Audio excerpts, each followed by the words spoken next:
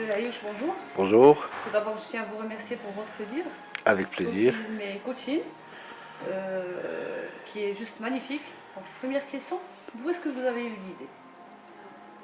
En fait, ce livre-là, c'est la continuation d'une réflexion primaire que j'ai eue dans les années 2004-2005 à mon contact avec le coaching. Je m'étais posé la question suivante, à savoir cette nouvelle discipline, ce nouveau métier qui nous vient d'abord du monde du sport et ensuite du monde de l'entreprise et des États-Unis, comment nous autres, citoyens de cet espace culturel arabo-musulman, pouvons l'accueillir.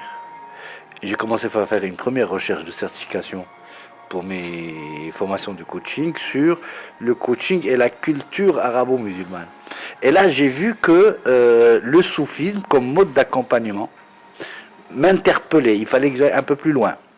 Et donc, une fois mes certifications faites, j'ai mis en projet un livre qui, à l'époque, en 2006, s'appelait, selon comme titre provisoire, Le coach et le soufi.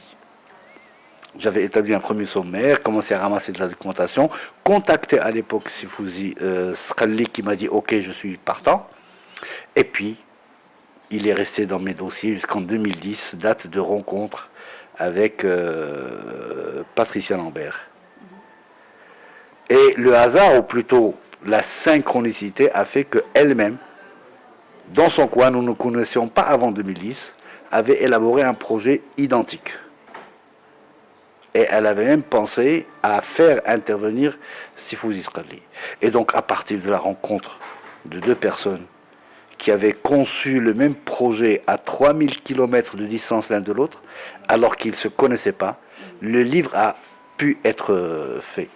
Et nous avons commencé à travailler en 2006. Nous n'étions pas du tout pressés.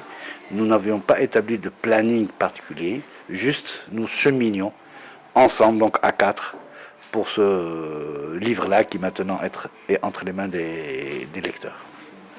On aimerait bien savoir en quoi le coaching et le soufisme se rejoignent-ils. Bien, merci pour la question. Alors, d'abord, il faut bien prendre conscience que le coaching en tant que discipline, en tant que métier, n'a pas inventé d'outils qui lui soient propres. Le coaching, c'est d'abord une posture, une déontologie, une attitude. Et à partir de là, il a puisé dans tous les outils d'accompagnement que l'humanité a produites. Vous verrez très bien la PNL, l'analyse transactionnelle, la ProcessCom, les accords Toltec, la systémie, la sophrologie, l'énéagramme, et ainsi de suite.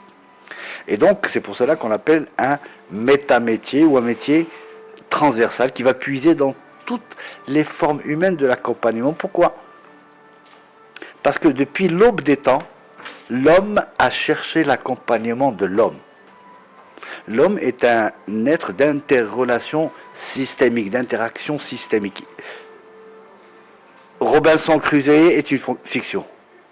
Ibn Iqdan est une fiction. L'homme vit en société et il cherche l'accompagnement de l'homme. Et donc, des formes d'accompagnement, il y en a eu depuis toujours, dans toutes les cultures, dans toutes les religions. Et elles ont pris différentes formes. Aujourd'hui, elles prennent la forme du coaching. Et je ne sais pas quelles sont les nouvelles formes dans une trentaine, une quarantaine d'années, voire plus tôt. Et donc, le lien commun va être cet accompagnement de l'homme par l'homme.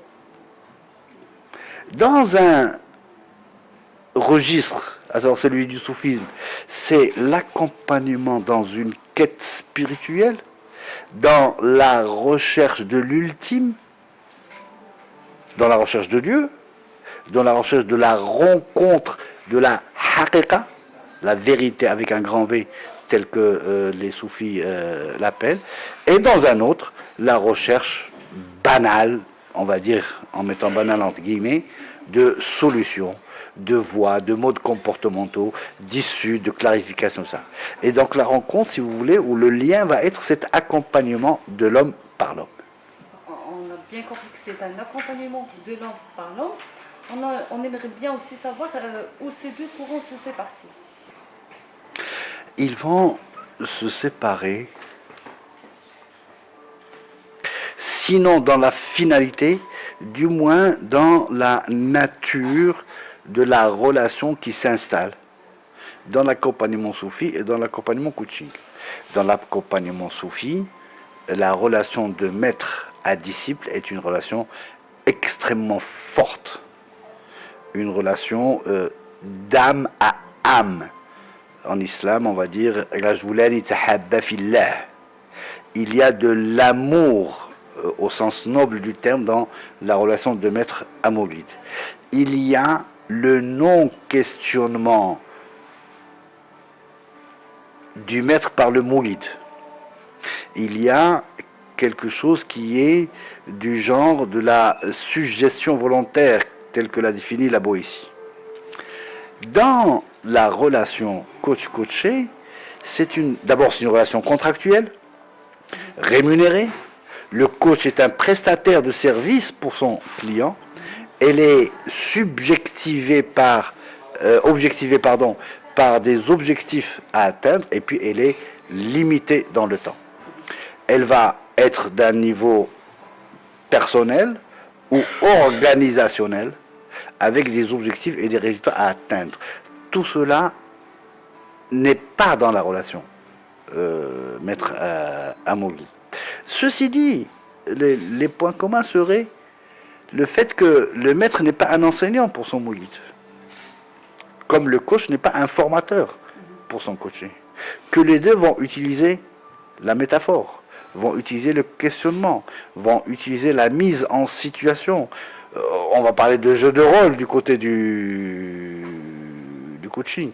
Ils vont avoir des démarches qui visent à éveiller la personne accompagnée, quel est le statut de mouride ou le qualificatif de personne coachée, à l'éveiller à ce qu'il a en lui comme potentiel, comme désir, comme rêve, comme ressources à déployer. Et donc vous voyez que nous n'avons jamais été dans ce travail-là à quatre, dans une démarche de comparaison ou de répercussion de l'un sur l'autre. Nous avons plutôt été dans une démarche de mise en miroir d'une pratique et de l'autre. Et c'est là que l'enrichissement mutuel peut advenir. Il ne s'agit pas de dire que le soufisme serait meilleur que le coaching ou vice-versa. Nous ne sommes pas du tout dans cette logique. C'est une logique de mise face à face de deux hommes d'abord, un coach et un soufi, de deux pratiques, de deux univers. Et nous avons essayé de faire émerger les points de rencontre. Quels sont les points communs entre le soufisme et le coaching et qui seraient d'un très grand apport dans la vie professionnelle? Vous savez, quand on compare, c'est dans le livre d'ailleurs, je suis allé voir qu'est-ce qui fait qu'un maître soufi requérait comme qualité dans un disciple qu'il va autoriser à être accompagnateur, à être maître lui-même. D'accord? Et j'ai vu la ijaza d'un maître soufi d'une confrérie égyptienne vers son mouride. Et il a dit 3 éléments. Que c'est un homme de vertu, que c'est un homme de relation, il est à l'aise dans la relation humaine. Et 3e élément, amilun wa alim. Si on voit ces 3 éléments, on va les retrouver chez le coach. Un coach certifié professionnel est un coach qui a de la déontologie. Un coach certifié professionnel est à l'aise dans la relation humaine.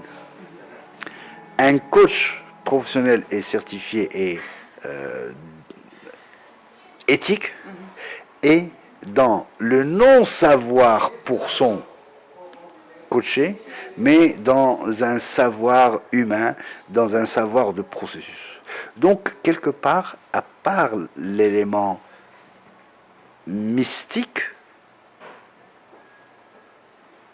les qualités requises dans un accompagnateur soufi sont grosso modo les mêmes que celles qu'on requiert chez un coach.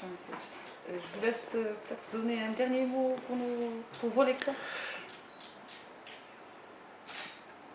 En fait, ce que je proposerais au lecteur, c'est de,